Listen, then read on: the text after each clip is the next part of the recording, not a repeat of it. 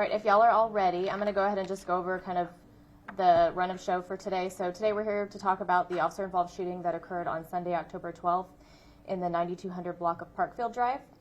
First, you'll hear the preliminary details from Austin Police Chief Lisa Davis. Then we'll show you the radio traffic, the body-worn camera footage, and the dash cam footage. And then we will take some questions. Please raise your hands for questions. We will point at you, call your name, and then have the next person ready to go after that. 2 reminders, we're only going to be talking about the officer-involved shooting today, no other topics, so please stick to that. And second, when we call last question, that's the last question that we're going to take. Okay? Everybody good? All right, thank y'all.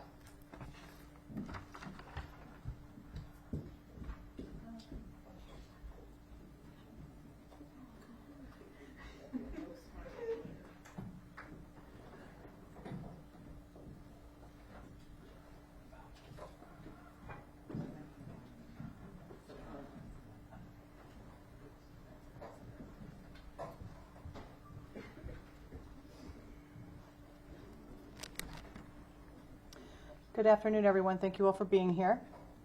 Before we begin, as always, I want to recognize the seriousness of the situation and how hard any time an officer is involved in a shooting on the officers, on the community, and on the subjects involved.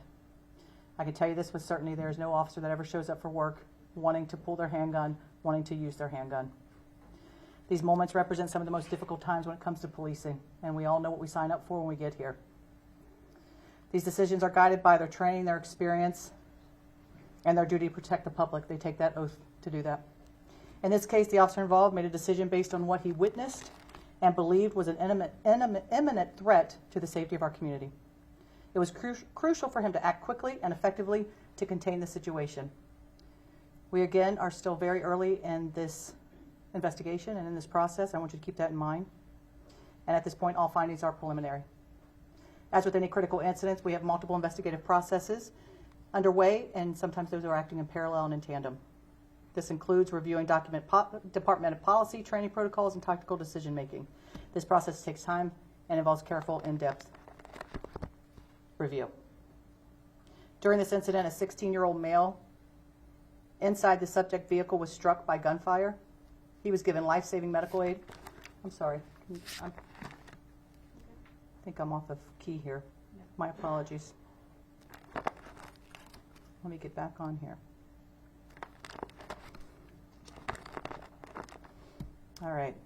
So during this incident, we had a 16-year-old male inside of the suspect vehicle that was struck by gunfire. This officer was driving and witnessed a drive-by shooting. He witnessed a passenger pull a gun out of the passenger side window and fire. It appeared to the officer that he struck a person on the sidewalk fell to the ground. The officer continued to follow the car. The car slowed, made a right-hand turn. The officer exited his vehicle, gave commands for the car to stop. The car continued slowly turning. The officer, giving commands again, fired 2 shots, striking the passenger side window. Again, a 16-year-old male was struck in the neck. The car continued to drive. The officers found that car a short time later on a side street where the 16-year-old injured with the injuries to the neck was located. Again, my sympathies to the family. As we go through this, Rudy, we'll go ahead and start with the videos.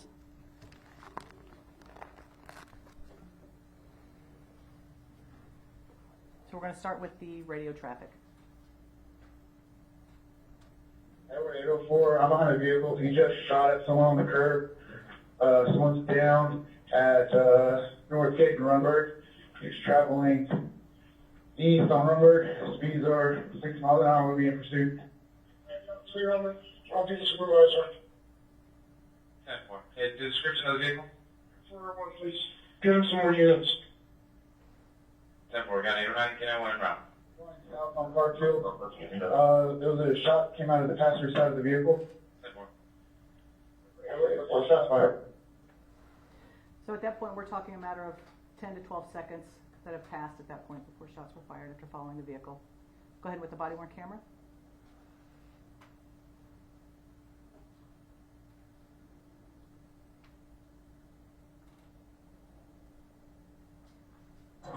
And you have troops in the area of Runberg.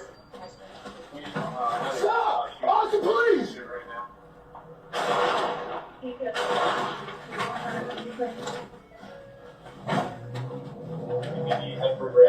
shots fired. Field from Runberg.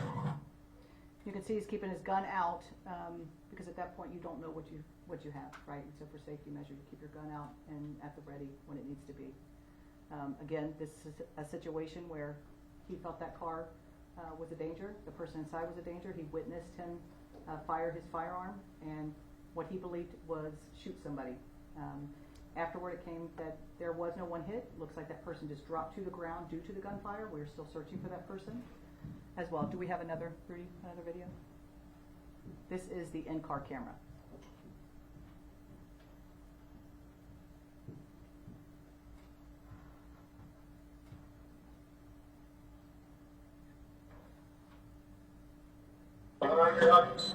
And you have searched the area of Runberg. You don't have a gun on you. Right now.